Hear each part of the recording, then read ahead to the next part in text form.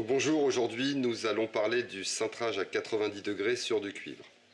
La première chose, connaître son matériel. On a ici plusieurs types de cintreuses. Une cintreuse de 14, une cintreuse de 12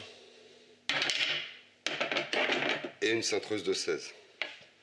Donc identifier son cuivre, ici un diamètre 14, j'évacue les deux cintreuses qui ne me servent pas.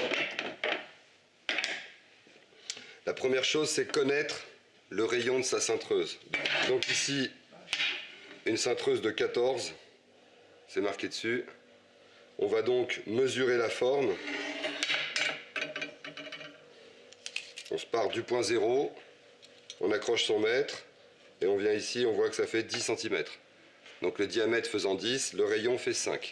Nous connaissons maintenant notre rayon de cintrage, 5 cm. Je vais maintenant positionner ma cote sur mon tube. Mon mètre, ici je peux l'accrocher, donc j'utilise le crochet au bout. Je l'accroche au bout de ma barre et je viens positionner par exemple 30 cm. Je trace. À partir de là, maintenant je connais mon rayon de cintrage. Je vais donc déduire de ma cote de cintrage mon rayon. Attention à la façon dont vous tenez le mètre. On vient positionner le 10 sur notre marque. On n'utilise pas le crochet. On tient la barre et le mètre en même temps. Et on vient ici enlever 5. Ma barre est tracée, le début de mon cintrage, ma cote de cintrage. Et si je devais positionner ma longueur de cintrage entière, mon rayon multiplié par 1,57, ce qui nous fait 5 plus un peu plus que la moitié, ça nous fait 7,8.